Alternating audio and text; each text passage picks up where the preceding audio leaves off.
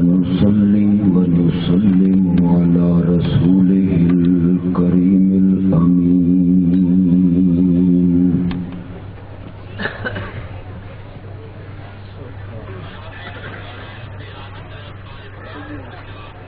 وعلى آله وأصحابه وأزواجه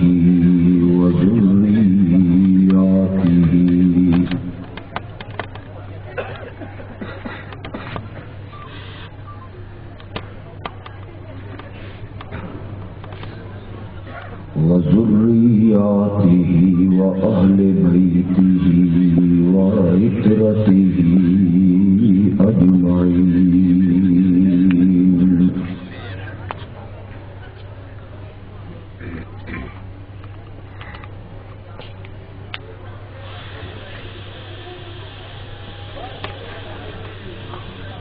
أما بعد فقال النبي صلى الله عليه وسلم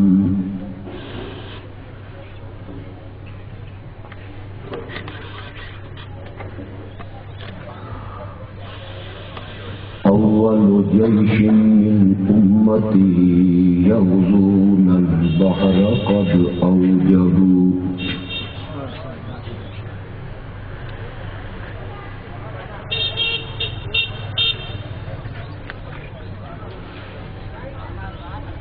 قال النبي صلى الله عليه وسلم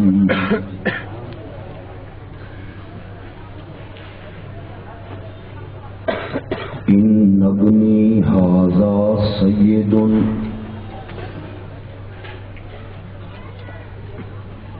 لعل الله أن يصلح به بين فئتين عظيمتين من المسلمين.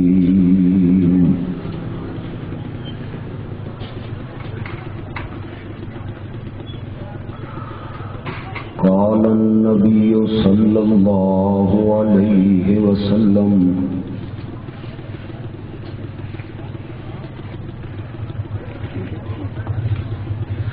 اللهم اجعل معاوية هاديا مهديا واهد به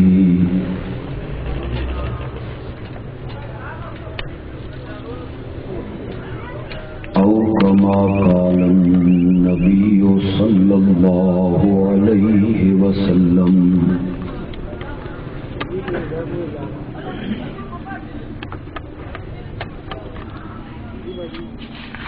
اللهم صل على سيدنا ومولانا محمد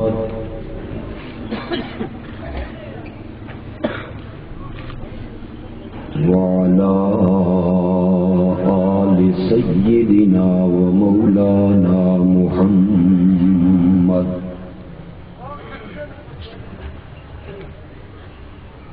وبارك وسلم ثم صل عليه.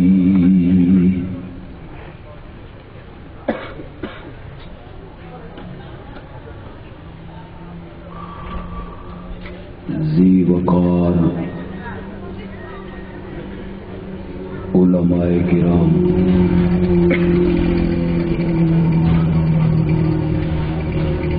اور سامعین گرامی قدر،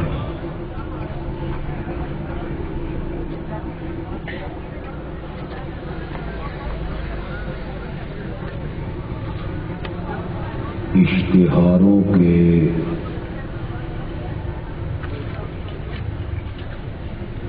عنوان اور موضوع کو دیکھوں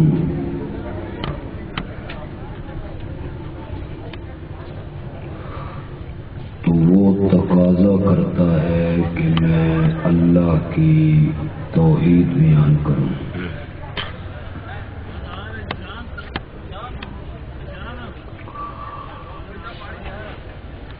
بچوں کی ہونے والی دستار بندی دیکھوں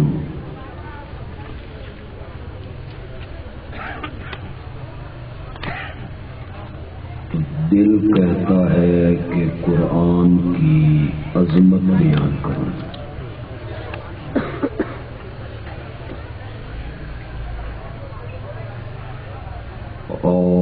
رجب کے مہینے کو دیکھوں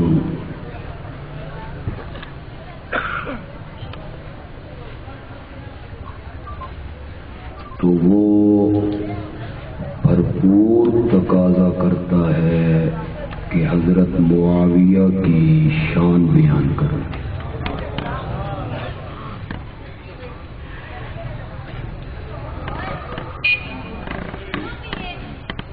کوشش کروں گا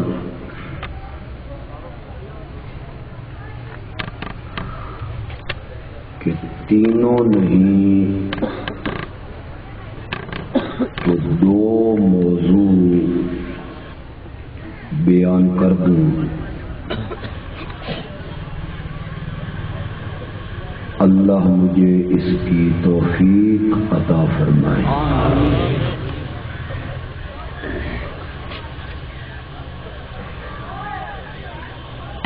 اور یہ دو موضوع بیان کر کے ان دونوں کے درمیان ایک نفیس سا جوڑ بھی لگا دیں۔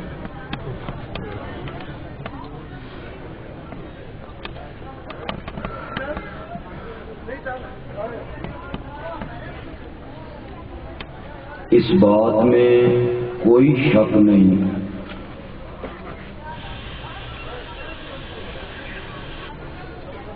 کہ دنیا کی سب سے عظیم کتاب قرآن ہے۔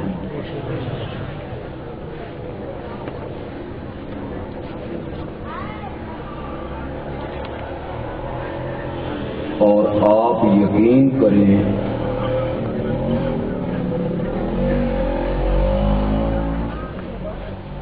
کہ قرآن کو باقی تمام کتابوں پر وہی فضیلت حاصل ہے جو خود خالق کو مخلوق پر۔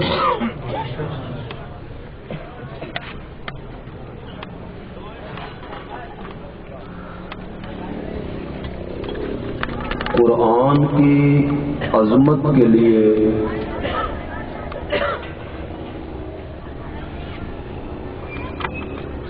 صرف یہی بات کافی ہے کہ یہ کلام اللہ ہے۔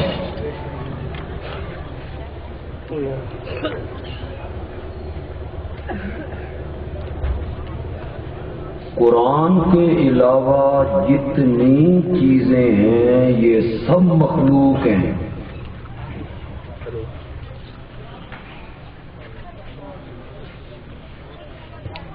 یہ ساتوں زمینیں مخلوق ہیں، تہ بتہ آسمان مخلوق ہیں، آتشی کرنوں والا سورج مخلوق ہے، ضیاء پاشیاں کرنے والا چاند مخلوق ہے، جگمگانے والے ستارے مخلوق ہیں،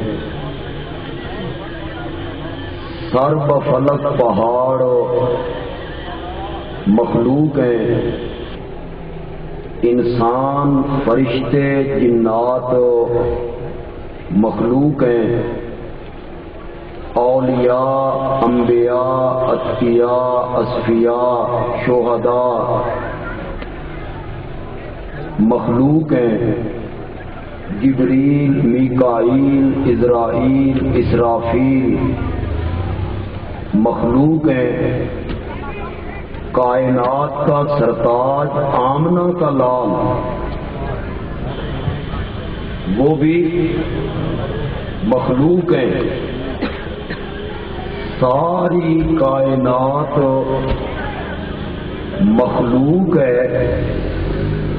قرآن مخلوق نہیں ہے، قرآن اللہ کی صفت ہے۔ اس سے آپ اندازہ کریں کہ قرآن کتنی عظیم کتاب ہے، لیکن اس بات سے بھی انکار نہیں کیا جا سکتا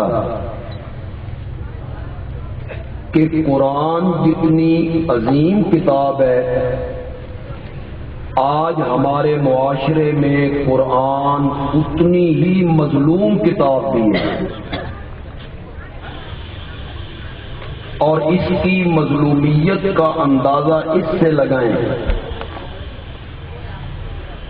کہ جس امت کو یہ کتاب ملی وہ امت اس کتاب کے نازل ہونے کا مقصد بھی آج تک سمجھ نہیں سکی۔ اس نے کہا یہ قول و قرار اور قسم لینے دینے والی کتاب ہے۔ اس نے سمجھا اس کو لکھ کے گلے میں لٹکا لیا جائے، پلیٹوں پہ لکھ کے اس کو دھو کے پی لیا جائے، یہ کتاب کے آنے کا مقصد ہے، یا زیادہ سے زیادہ لوگوں نے یہ سمجھا کہ نئی دکان بناؤ یا نیا مکان بناؤ، مدرسے سے طالب علموں کو لاؤ، وہ اس میں قرآن کا ختم کر دیں اور ہم انہیں لڈو اور جلیبیاں کھلا دیں، بس قرآن کی خدمت ہو گئی، قرآن کو ماننا ہو گیا۔ یا مرنے کے بعد اس میت کو پڑھ پڑھ کے بخشا جائے۔ حیرانگی کی بات یہ ہے کہ جس قرآن نے مردہ دلوں میں روح پھونک دی تھی، اس امت نے اس قرآن کو مردوں والی کتاب بنا کے رکھ دی ہے۔ سمجھ آ رہی ہے؟ بولی آ رہی تھوڑے مطلب کی گل نہیں سمجھ آ رہی ہے آپ کو؟ لیکن ایک بات کی وضاحت کر دوں، کل کوئی اٹک کے بازار میں یہ نہ کہے کہ بندیالوی آیا تھا اور ایصال ثواب کا انکار کر کے چلا گیا ہے۔ ہم تو بھائی تانوں کی زد میں رہنے والے لوگ ہیں، چاروں طرف سے لوگوں نے توپیں ہم پہ پھٹ کر رکھی ہیں، ہر طرف سے کانٹے ہماری طرف ہیں، اور ہم اللہ کے فضل سے کانٹوں میں گھر کے پھولوں کی طرح مسکراتے رہتے ہیں۔ کل کوئی بندہ یہ نہ کہے کہ ایصال ثواب کا انکار کر گیا ہے کہ مردوں کو پڑھ پڑھ کے بخشا جائے تو شاید ثواب نہیں پہنچتا، جتنا ایصال ثواب کا میں قائل ہوں شاید اتنا قائل کوئی بندہ بھی نہ ہو، اور اس کا طریقہ میں اٹک کے لوگوں کو بھی بتا کے جاتا ہوں۔ اگر آپ نے 100 روپیہ اللہ کی راہ میں دیا اور نیت یہ کر لی کہ یا اللہ اس کا ثواب جو تو نے مجھے دیا ہے یہ میری ماں کی روح کو پہنچا دے، پہنچے گا یا نہیں؟ زور سے بولی۔ یا اس کا ثواب میرے باپ کی روح کو پہنچا دے، پہنچے گا یا نہیں؟ پہنچے گا۔ اگر کوئی آدمی یہ کنجوسی نہیں کرتا اور وہ کہتا ہے کہ یا اللہ یہ 100 روپیہ جو میں نے تیرے رستے میں دیا ہے اس کا ثواب حضرت آدم سے لے کے آج تک جتنے مومن مسلمان مرد و عورت فوت ہو گئے ہیں سب کو پہنچا دے۔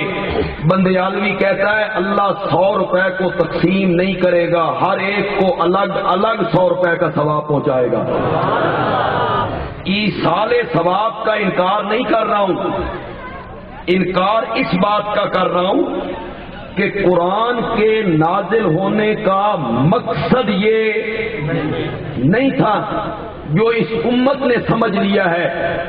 جس امت کو یہ قرآن ملا، اللہ اکبر، فرشتوں نے کہا مولا یہ قرآن کی تلاوت کرنے کا شرف ہمیں بھی تو بخش، ہم بھی تلاوت کریں۔ جواب آیا یہ شرف تو امت محمدیہ کے لیے ہے، اس کی تلاوت انہوں نے کرنی ہے۔ ہاں تم مجھ سے اجازت لے کر زمین پہ چلے جایا کرو، اس امت کا کوئی آدمی قرآن کی تلاوت کر رہا ہو تم سن لیا کرو، میں تمہیں سننے کا ثواب دے دیا کروں گا۔ جس امت کو اللہ نے یہ قرآن عطا کیا، اس سے زیادہ مظلوم کتاب دنیا میں کون سی ہوگی کہ اس امت کے لوگ اس قرآن کے آمد اور آنے کا مقصد نہ سمجھ سکے۔ کتنی زیادتی کی بات ہے کہ جب جج کی عدالت میں ایک گواہ جاتا ہے، جب مجسٹریٹ کی عدالت میں ایک گواہ جاتا ہے تو جج کہتا ہے قرآن کی قسم اٹھا کے کہہ، جو کچھ کہو گے سچ کہو گے۔ گواہ سے قرآن کی قسم اٹھائی جاتی ہے کہ جو کچھ کہو گے سچ کہو گے۔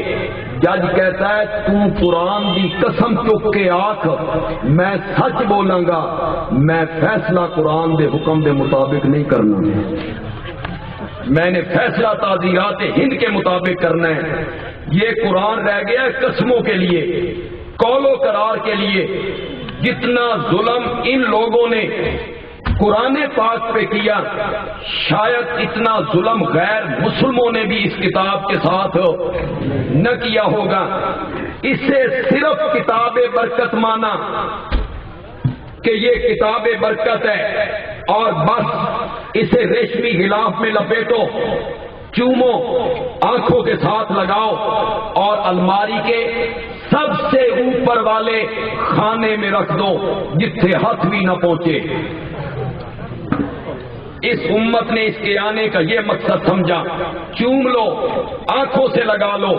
مجھے بڑا تعجب ہوتا ہے اخباروں میں پڑھ کے، قرآن آ گیا ہے جی 40 مण، لکڑی سے لکھا گیا ہے، سونے کا پانی کا نقش اس پہ چڑھ گیا ہے، آؤ جی زیارت کرو اس قرآن کی۔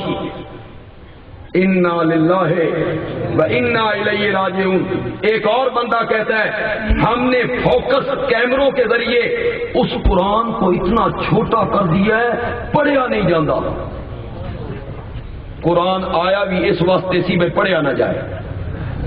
لوگ کہتے ہیں ہم نے چھوٹا کر دیا ہے، کوئی کہتا ہے اس کو بڑا کر دیا ہے، لکڑی سے لکھ دیا ہے، سونے کے پانی سے لکھ دیا ہے۔ لوگوں نے اسے کتاب برکت مانا۔ پھر کہتا ہوں کہ کل کوئی پروپیگنڈا غلط نہیں کرنا، میں اسے کتاب برکت مانتا ہوں۔ اس کا ایک حرف پڑھو تو 10 نیکیاں، الف لام میم پڑھو تو 30 نیکیاں۔ یہ کتاب برکت ہی تو ہے نا۔ یہاں میں ایک بات علماء کے لیے کہنا چاہتا ہوں، انشاءاللہ وہ بہت فائدہ حاصل کریں گے۔ نبی پاک نے جب حرفوں کی مثال دی نا تو فرمایا الف لام میم، الف الگ الگ، لام الگ، میم الگ۔ نبی پاک نے اس آیت کو اور ان حرفوں کو گنا جنہاں دا میں نہیں کوئی نہیں۔ تو نبی پاک بتانا چاہتے ہیں بغیر میں نے دے بھی پڑھو تم ہی ثواب لگتا۔ تبھی تو آپ نے الف لام میم کا مثال دی۔ آپ نے یہ کتاب برکت ہے، اس کا ایک حرف پڑھو تو کتنی نیکیاں؟ 10 نیکیاں ملتی ہیں۔ یہ کتاب برکت ہے کہ جس کی زبان صاف ہے، ستھری ہے، فصاحت و بلاغت ہے، وہ پڑھتا چلا جاتا ہے، اس کو اکیرا اجر ملتا ہے۔ اور جس کی زبان توتلی ہے، اٹکتی ہے، پڑھنے میں مشکل ہوتی ہے، اللہ اس کو دگنا اجر عطا کرتا ہے۔ کتاب برکت ہی تو ہے نا کہ پڑھنے میں دقت ہے تو اجر دوہرا مل گیا ہے۔ اوے اٹک کے لوگوں، یہ کتاب برکت ہے، میں اس کو مانتا ہوں، لیکن فرق اتنا ہے یہ کتاب برکت بعد میں ہے، صحیفہ ہدایت پہلے ہے۔ کتاب برکت بعد میں ہے، صحیفہ ہدایت پہلے ہے۔ میں کہتا ہوں نہیں، یہ خود کہتا ہے۔ پڑھیے میرے ساتھ، ہر حرف پہ 10 نیکیاں ملیں گی آپ کو۔ میرے ساتھ پڑھیے الف لام میم، ذالک الکتاب لا ریب فیہ ہدن، اس نے تو دوسری صورت میں لوگوں کو بتایا کہ میرے آنے کا مقصد کیا ہے. ہدن، ہدن یہ ہدایت ہے للمتقین، ان لوگوں کے لیے جو ضد سے بچتے ہیں، ان لوگوں کے لیے جو بغض سے بچ جاتے ہیں، اناد سے بچ جاتے ہیں. میرے ساتھ چلیے گا، ایک اور آیت پڑھنے لگا ہوں، آپ سب کو یاد ہے اللہ کے فضل و کرم سے. پڑھیے میرے ساتھ. شہر رمضان الذی انزل فیہ القرآن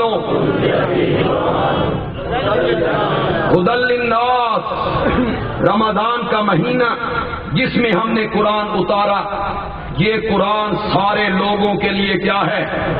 ہدایت ہے. پڑھیے میرے ساتھ ایک تیسری آیت. ان ھذا القرآن یہدی، ان ھذا القرآن یہدی للتی ہی اقوم. پڑھیے میرے ساتھ. سورت ابراہیم کو اللہ شروع کرنے لگے ہیں. کتاب انزلناہ الیک، اس طرف چلا جاؤں گا تو میرا اصل موضوع رہ جائے گا. قرآن کے ساتھ تو اشاعت التوحید والوں کو عشق ہے، ہمیں تو بڑا پیار ہے. یہ قرآن آئے تو ہم ڈوب جاتے ہیں. کیا ہے؟ کتاب انزلناہ الیک، یہ تمہید ہے. یہ کیا ہے؟ تمہید ہے. اللہ تعالیٰ رغبت دلانا چاہتے ہیں کہ دیکھنا ہے یہ کتاب بھیجنے والا کون ہے. ایک کان سے سن کے دوسرے کان سے نکالنا نہیں، ذرا غور سے سننا ہے. تو وہاں رب نے اپنے ساتھ اپنے پیارے نبی کو بھی شامل کیا. کتاب انزلناہ الیک. اوے لوگو ذرا غور سے دیکھنا اس کتاب کو اتارنے والا کون ہے، اور ذرا یہ بھی دیکھنا جس کی طرف اتری ہے وہ کون ہے. کتاب انزلناہ الیک، جس نے اتاری ہے وہ رب العالمین ہے، جس کی طرف اتری ہے وہ رحمت للعالمین ہے. بھیجنے والا رب العالمین ہے، جس کی طرف آئی ہے وہ رحمت للعالمین ہے. مولا یہ کہہ کے بتانا کیا چاہتا ہے؟ یہ کتاب تو نے بھیجی کیوں ہے؟ فرمایا لتخرج الناس من الظلمات الی النور، تاکہ میرے پیغمبر تو لوگوں کو کفر کے اندھیروں سے اسلام کی روشنی کی طرف نکال کے لے آئے. تو یہ قرآن کس لیے آیا تھا؟ لوگوں کو کفر کے اندھیروں سے نکالنے کے لیے آیا تھا. یہ قرآن کس لیے آیا تھا؟ لوگوں کو شرک کے اندھیروں سے نکالنے کے لیے آیا تھا. لیکن یہ امت آج تک اس کتاب کے آنے کے مقصد کو نہیں سمجھ سکی، یا سمجھ نہیں سکی، یا مولویاں سمجھا نہیں دیتا. مولویوں کی سوچ یہ تھی کہ اگر لوگوں نے قرآن پاک کا ترجمہ پڑھ لیا اور انہاں نو قرآن دی سمجھ آ گئی تو انہاں نو قرآن دی اینک لگ گئی، تو ہمارے ماتا زدہ چہرے، کالے چہرے جس پر ہم نے نورانی لبادے اوڑھ رکھے ہیں، انہاں نو اینکا لگ گئیاں تو انہاں نو ساڈے اصلی چہرے نظر، انہاں نو اناران. یہ قرآن کی طرف گئے نا تو پھر ہمارے اصلی چہرے نظر آ جائیں گے. ان کو کہو یہ قرآن تو آڈے پڑھن دی کتاب نہیں، اس واسطے بڑے علم چاہیے نے. تو میں کیا کروں؟ تو نئی دکان بنا، ہمیں بلا، ہم ختم پڑیں گے، تو ہمیں لڈو کھلا. دیکھ پکا، حلوہ شریف پکا، تو ختم پڑا. ناراض نہیں ہونا. یہاں دکاندار بھی بیٹھے ہوں گے، اگر میری بات غلط ہو تو آپ کہیں، اور اگر حقیقت پہ مبنی ہو نا، خدا کی قسم اس قوم نے قرآن کے ساتھ بڑا مزاح کیا ہے. جس ٹائم طالب علم ختم پڑھتے ہیں دکان میں تو وہ ایسے پڑھتے ہیں جن آیتوں میں لکھا ہوا ہے پورا تولو. کیوں چھوڑ جانے نے؟ جن آیتوں میں لکھا ہوا ہے کہ کم نہ تولو، کم نہ ماپو، پورا تولو، دکاندار کہتا ہے تسی پڑھی رکھو، میں پورا تولنا ہوں، میں نے تو برکت کے لیے پڑھا۔ مذاق ہو رہا ہے اس قرآن کے ساتھ۔ جب طالب علم قرآن کی تلاوت کرتے ہیں اس میں یہ نہیں لکھا ہوتا کہ جھوٹے پر خدا کی لعنت ہو، نہیں لکھا ہوا، اس میں نہیں لکھا ہوا کہ سچوں کا ساتھ دو، سچ بولو۔ تاجر کہتا ہے تساں برکت واسطے پڑھ چھڈو، سچ بولیے تے سودا وکدا ہی نہیں۔ انہاں مولویاں نو کی پتا تجارت دا، انہاں تے ڈھڈ اگے لائے، مولوی اگے لائے نے تسی پیچھے لائے۔ یہ ہے مزاح کے کوئی نہیں؟ ہوں تھوڑے خلاف گل آئی ہے تو بول دے نہیں مزاح۔ یہ جو ہماری عورتیں اور ہماری بہنیں اور ہماری مائیں کوٹھیوں میں اور اپنی بلڈنگوں میں قرآن پاک کا ختم پڑھاتی ہیں، ہر مہینے ختم کرانا، اس میں طالب علم نہیں پڑھتے وہ ایسے پردے والی نہیں پڑھتے۔ یا ایھا النبیو کل ازواجک وبناتک ونساء المؤمنین یدنین علیہن من جلابیبہن، اپنی بیویوں سے کہہ دے، وبناتک اپنی بیٹیوں سے کہہ دے۔ اے بیٹیوں تے ذرا میں زور پایا، کوئی سمجھو کہ کوئی نہیں سمجھو؟ سمجھو، اپنی بیٹی سے کہہ دے، بنت بیٹی، بنات کم از کم کتنی ہوں گی؟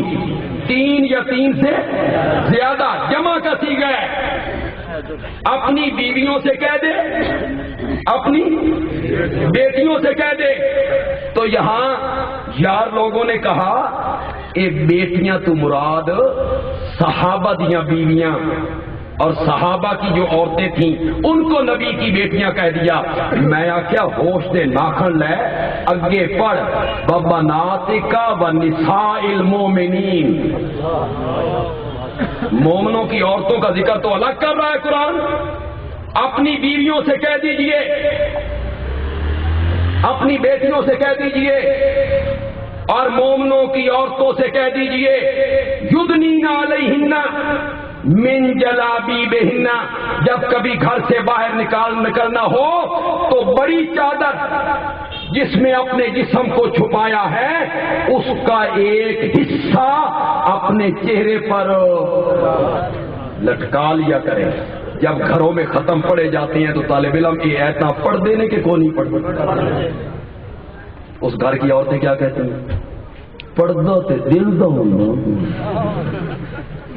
چہرے کو کیا پڑھتا؟ پردہ کس کا ہے؟ پردہ تو دل کا ہوتا ہے۔ نئے تعلیم یافتہ لوگ بھی کہتے ہیں پردہ تو دل کا ہوتا ہے۔ قرآن پاک نے کن عورتوں کو پردے کا حکم دیا؟ ان میں پہلے کس کو گنا؟ کل ازواجک، بیویوں سے کہہ دے۔ کون ہے وہ؟ سیدہ عائشہ۔ تجھے میں بتاؤں دل کا پردہ کیا ہوتا ہے؟ ان میں وہ عائشہ موجود ہے جن کے متعلق جبریل کہتا ہے یا رسول اللہ عائشہ کو کہو رب سلام کہتا ہے جی، اور پھر جبریل کہتا ہے یا رسول اللہ عائشہ کو میرا سلام بھی کہو۔ اس عائشہ کو کہا جا رہا ہے یدنینا علیہن من جلابیب۔ جب ام سلمہ نے کہا تھا نا یا رسول اللہ صحابہ اس دن تحفے زیادہ بھیجتے ہیں جس دن حضرت عائشہ کی باری ہوتی ہے، تے جدہ ساڈی باری ہوتی ہے تو تحفے نہیں آندے، صحابہ کے سامنے اعلان کرو نا کہ تحفے عام دنوں میں بھی بھیجا کریں۔ نبی پاک نے فرمایا ام سلمہ عائشہ کے بارے میں مجھے کچھ نہ کہو، مجھے کعبہ کے رب کی قسم ہے میں اپنی بیویوں میں سے کسی بیوی کے بستر پہ ہوتا ہوں تو جبریل وہی لے کر کبھی نہیں آیا۔ عائشہ میری وہ بیوی ہے، میں اس کے بستر پہ ہوتا ہوں، جبریل قرآن لے کے اترتا۔ میری ماں، میری بہن، میری بیٹی، آپ کی ماں، آپ کی بہن، آپ کی بیٹی، انہاں دے دل حضرت عائشہ دے دل نالوں زیادہ ستھرے نے۔ آگے سے مزاق بنا دیتے ہو. پردہ تو دل کا ہوتا ہے. ان کے دل پاکیزہ ہیں, ان کے دل مقدس ہیں. ان کی پاک دامنی کے اعلان آسمان سے ہوتے ہیں. ان کو حکم دیا جا رہا ہے کہ جب گھر سے باہر نکلو یدنین علیہن من جلابیبہن. یہاں پروپیگنڈا کیا جاتا ہے پردہ مولویاں بنا چھڈیا. یہ مولویوں نے بنایا؟ یہ قرآن پاک ہے, سورۃ الاحزاب ہے, آیت نمبر 59 ہے. جائیے گھروں میں جا کے دیکھیے. لیکن میرا یہ موضوع نہیں ہے. کہنا میں یہ چاہتا ہوں کہ جب گھروں میں ختم پڑے جاتے ہیں قرآن کے تو طالب علم یہ آیت پڑھتے ہیں کہ کوئی نہیں. اس گھر کی عورتیں کہتی ہیں برکت واسطے پڑھو, پردہ اسا کرنا. مذاق ہو رہا ہے کہ نہیں مذاق ہو رہا ہے؟ یہ قرآن کتنی عظیم کتاب ہے. آج ہمارے معاشرے میں یہ قرآن اتنا ہی مظلوم بھی ہے کہ اس امت نے اس قرآن کے آنے کا مقصد نہیں سمجھا. اب میں ذرا جوڑ لگانے لگا ہوں دوسرے موضوع کا اور آپ کی توجہ چاہتا ہوں. جس طرح قرآن سب سے عظیم کتاب ہے اور آج اتنی ہی مظلوم کتاب ہے. کعبہ کے رب کی قسم ہے, صحابہ کی مقدس جماعت میں معاویہ جتنا عظیم ہے آج معاویہ اتنا ہی مظلوم ہے. یا کوئی نہیں؟ جتنا عظیم ہے آج وہ اتنا ہی کیا ہے, مظلوم ہے. کئی لوگ کہتے ہیں معاویہ کا نام سن کے رضی اللہ عنہ کہنے دل نہیں کرتا. باغی تاغی تو کئی سین نے لکھا, کئی سین کہلانے والوں نے لکھا معاویہ باغی تھا, تاغی تھا, احکام بدل دیے, یہ رسم جاری کر دی. کاتب وحی نہیں تھا, کتابت وحی کا انکار کر دیا. اور لوگوں آج یہ بات نوٹ کیجیے, اگر یہاں تاریخ دان کوئی طبقہ موجود ہے تو میری اس بات کو غور سے سنیں کہ امیر معاویہ صلح حدیبیہ کے بعد عمرۃ القضاء سے پہلے ایمان لا چکے تھے. جو لوگ کہتے ہیں کہ فتح مکہ کے دن ایمان لائے یا فتح مکہ کے بعد ایمان لائے وہ غلط کہتے ہیں. معاویہ صلح حدیبیہ کے بعد اور عمرۃ القضاء سے پہلے ایمان لا چکے تھے. میں کسی تاریخ کی کتاب کا حوالہ نہیں دوں گا, میں حوالہ دوں گا بخاری کا. جادو وہ جو سر چڑھ کے بولے, میں نہیں دوں گا حوالہ البدایہ والنہایہ کا, میں حوالہ پیش کروں گا بخاری کا.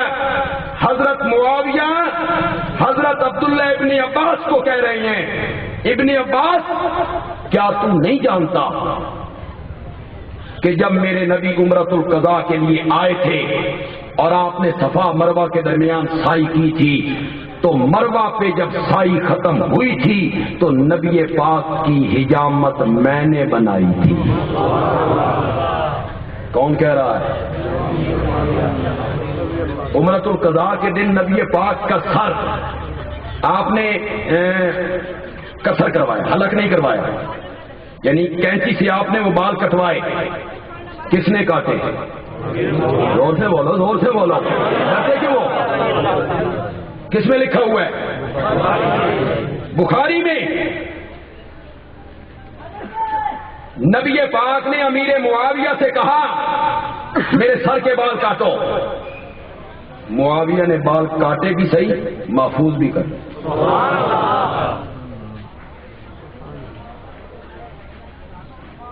نبی پاک کے ناخن اتارے, محفوظ کر. ایک دن نبی پاک شاید 2 کرتے پہن کے آئے. امیر معاویہ نے کہا یا رسول اللہ آج تو 2 کرتے پہن رکھے ہیں, آپ نے ایک اتار کے معاویہ کو دیا.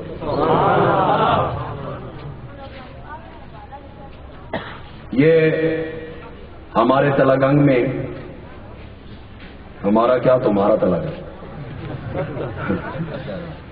ادھا تو نہیں ادھا چکوال نے پاسے پاس پہلے تو اڈا سی تلگنگ وہاں دھرابی میں ایک مکان کے اندر جی نبی پاک تشریف لائے اور آپ کا پاؤں مبارک لگے کتنا 6 فٹ لمبا واہ جی واہ واہ مسلمانوں تو آڈے علم تے قربان ہی جاما کیسے پہچانا ہے تم نے جب وقت کے نمائندے نے وہاں آ کے پول کھولا نا اور ایک صوفی سے اس نے پوچھا کیوں جی صوفی جی 6 فٹ لمبا پاؤں ہوتا ہے تو صوفی جی کہتے ہیں پہلے زمانے سے لوگوں کے قد اچھے ہوتے سن اس پاگل کو اپنے نبی کے قد کا بھی پتہ نہیں یہ کہتا ہے میں عاشق تجھے اتنا بھی پتہ نہیں ہے کہ میرے نبی پاک کا قد کتنا تھا آپ میں سے جو لوگ عمرے پہ یا حج پہ گئے ہاتھ کھڑے کرو عمرے پہ گئے حج پہ گئے مقام ابراہیم پر حضرت ابراہیم کا قدم دیکھا ہے کتنا ہے 8 نمبر یا 9 نمبر یہ جو 9 نمبر کا پاؤں ہوتا ہے یا 8 نمبر کا پاؤں ہوتا ہے حضرت ابراہیم کا پاؤں وہاں لگا ہوا ہے انتہائی نفیس آج اس جگہ کو دیکھنے کے لیے دوڑتے ہو اور جو جگہ دیکھ کے آئے میں اس قدم کو دیکھ کے آیا ہوں میں تجھے بتاؤں میرے نبی کا تبرک کس کے پاس ہے کٹے ہوئے بال امیر معاویہ کے پاس کٹے ہوئے ناخن بولو بولو نبی پاک کا کرتا وفات کے ٹائم فرمایا جب مجھے نہلا چکو اور جب مجھے کفنا چکو تو نبوت کا کرتا میرے سینے پہ رکھ دینا اور یہ بال اور ناخن چھوٹے چھوٹے قطر کے کچھ میرے منہ میں کچھ میرے نتنوں میں کچھ میری آنکھوں میں کچھ میرے کانوں میں رکھ دینا اور اس کے ساتھ مجھے دفن کر دینا رب پوچھے گا معاویہ کیا لے کے آئے ہو تو میں کہوں گا تیرے محمد کی نشانیاں ساتھ ہیں اس تبرک کے پیچھے بھاگتے ہو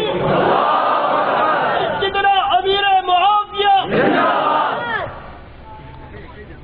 عمرۃ القضاء میں نبی پاک کے سر کے بال کینچی سے کس نے کترے تھے غور سے بولو کہاں لکھا ہوا ہے بخاری میں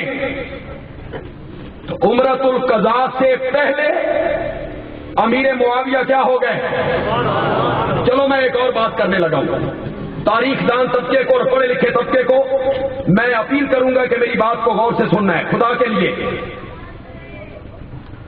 میرے پیارے پیغمبر 13 سال مکے میں رہے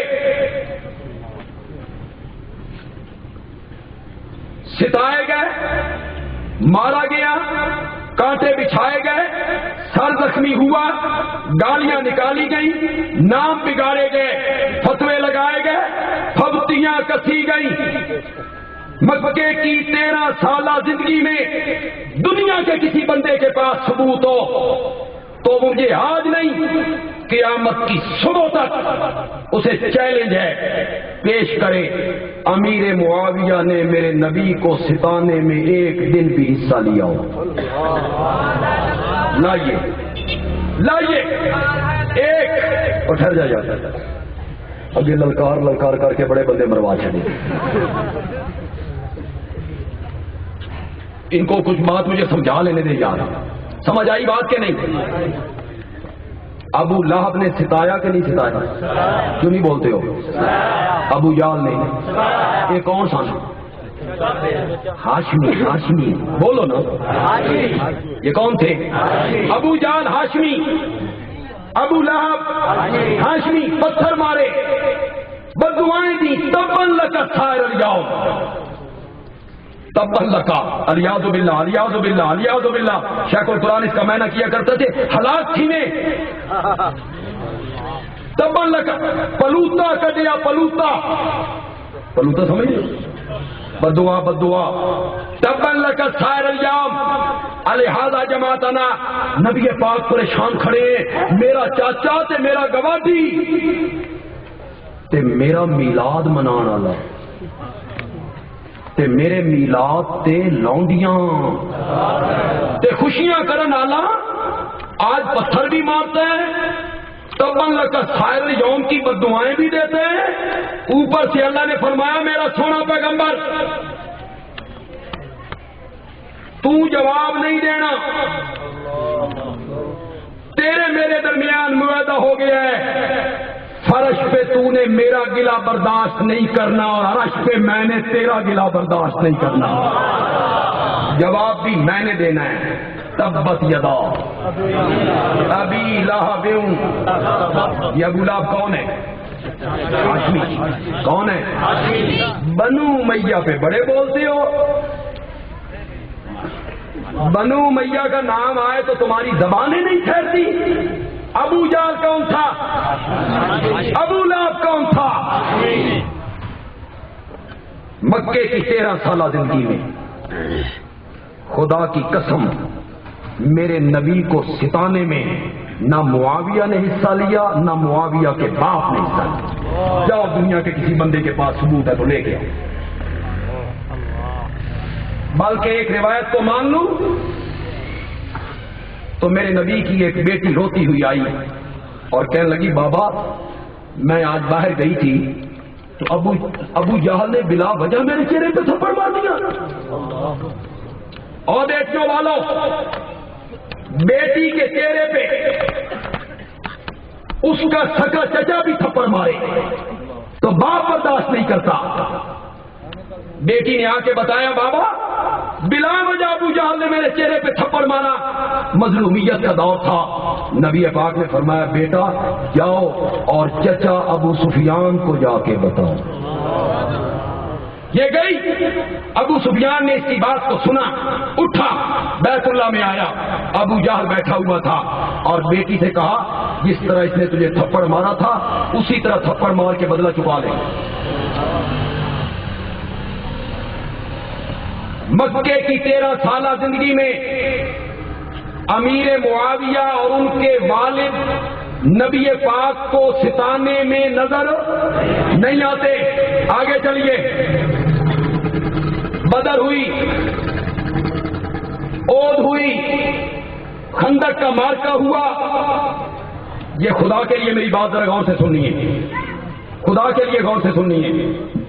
بدر ہوئی، اود ہوئی، خندق کا مارکا ہوا۔ بدر کے علاوہ احد اور خندق میں حضرت معاویہ کا والد سپہ سالار تھا، کافروں کی فوج کا کمانڈر تھا۔ بڑے بڑے لوگ مقابلے میں آئے، حضرت علی کا بھائی عقیل آیا، بدر میں آیا کہ نہیں آیا؟ نبی پاک کے مقابلے میں عقیل آئے یا نہیں آئے؟ حضرت علی کے بڑے بھائی طالب آئے کہ نہیں آئے؟ حضرت امیر حمزہ کے بھائی اور نبی پاک کے چچا عباس بدر میں آئے۔ نبی پاک کا داماد، بڑا داماد ابو العاص آیا یا نہیں آیا؟ بولتے کیوں نہیں ہو؟ حضرت علی کے بھائی آئے، مقابلے میں آ کے لڑے۔ حضرت عباس آئے، مقابلہ کیا۔ آپ کے داماد ابو العاص آئے، مقابلہ کیا۔ بڑے بڑے ہاشمی آئے، قریشی آئے۔ معاویہ کا والد سپہ سالار ہے، کمانڈر ہے، لیکن اٹک کے لوگوں بہادر معاویہ، جوان معاویہ، شجاع معاویہ، تلوار کا دھنی معاویہ اسلام کے خلاف کبھی تلوار اٹھا کے نہیں آیا، نہیں آیا دنیا کے کسی بندے کے تم نے آج تک معاویہ کے فضائل کو چھپایا۔ کسی ایک جنگ میں نہیں آیا معاویہ، نہیں آیا اسلام کے خلاف تلوار سونپ کے نہیں آئے۔ سب زور سے بولو، اگلا جملہ میں نے تب بولنا ہے، جملہ اگر پسند نہ آئے نا، مزہ نہ آئے نا، پیسے واپس، اور مزہ آ جائے تو اتنی زور سے سبحان اللہ کہنی ہے کہ مجھے سرور آ جائے۔ ہے توجہ آپ کی؟ معاویہ اسلام کے خلاف کسی جنگ میں تلوار اٹھا کے نہیں آیا. بندیالوی کہتا ہے معاویہ کے ہاتھ میرے رب نے اسلام کے خلاف تلوار اٹھانے کے لیے نہیں بنائے تھے، وہی لکھنے کے لیے بنائے تھے.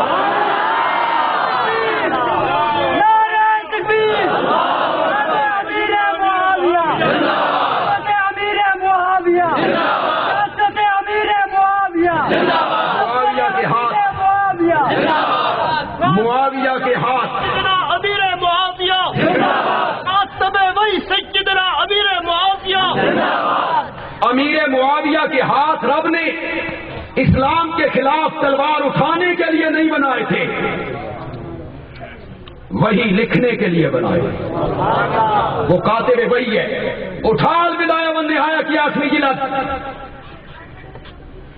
اس میں یہ بات لکھی ہوئی ہے. اٹھا ابن حجر اسقلانی کی کتابیں، اس میں یہ بات لکھی ہوئی ہے کہ معاویہ وہی کا بھی کاتب تھا، اور جو خطوط نبی پاک لکھا کرتے تھے ان کا کاتب بھی معاویہ تھا. اگر امانت دار نہیں تھا تو میرے نبی نے اس کو کاتب کیوں؟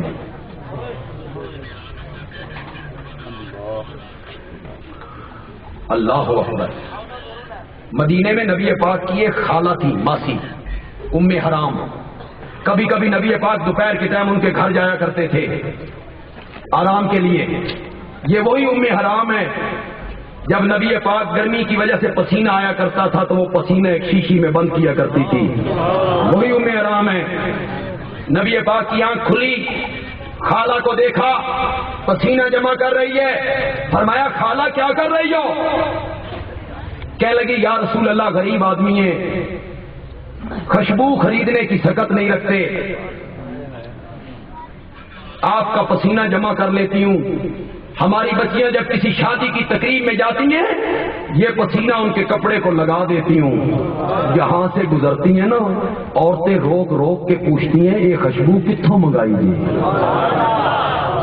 یہ وہی ام حرام ہے جس کے گھر نبی پاک دوپہر کے ٹائم آرام کیا کرتے تھے. سوئے اٹھے تو مسکرا رہے تھے. بخاری میں یہ حدیث 6 جگہوں پہ ہے. کتنی؟ بخاری 6 جگہوں پہ یہ حدیث لایا ہے. یہ تاریخ نہیں ہے.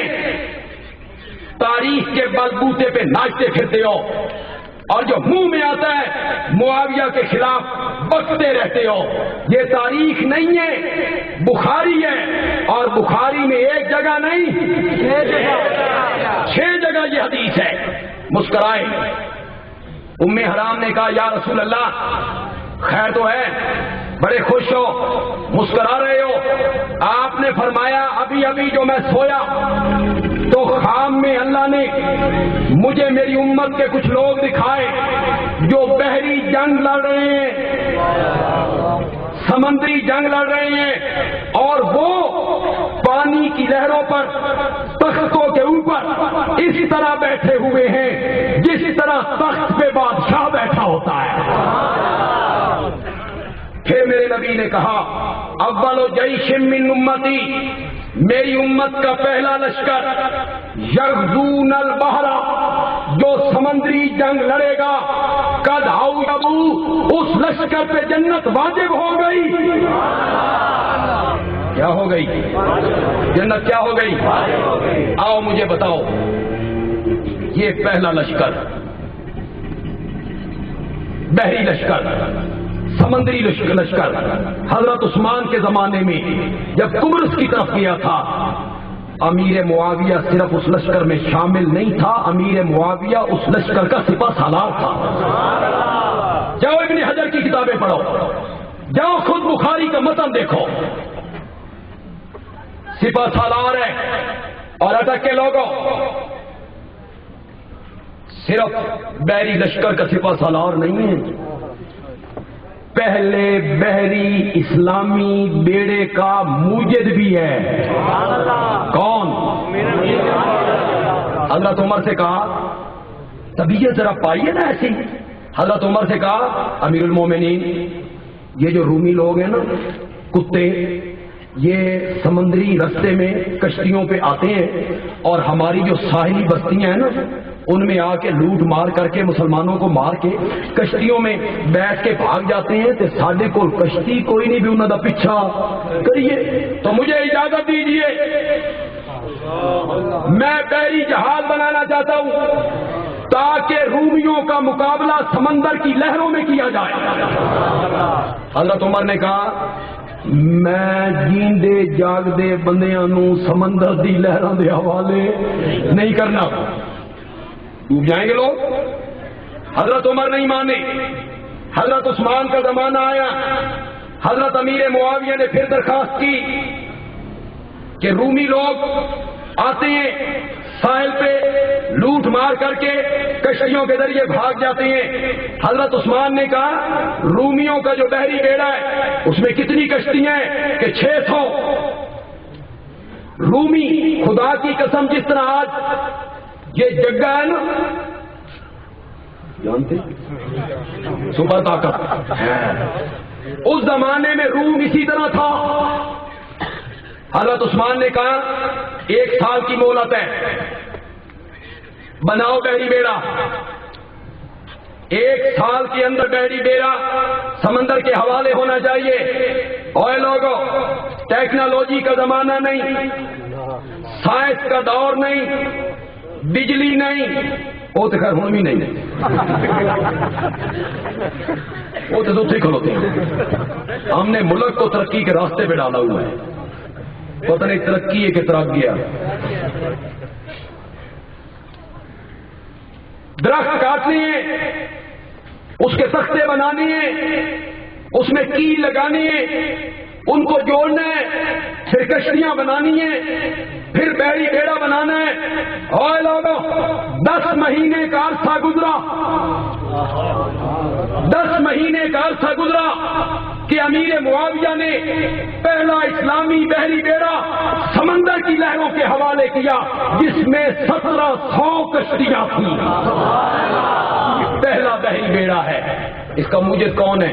غور سے بولو, غور سے بولو. کوئی دنیا کا آدمی اس حقیقت کو جھٹلائے, آئے اور جھٹلائے.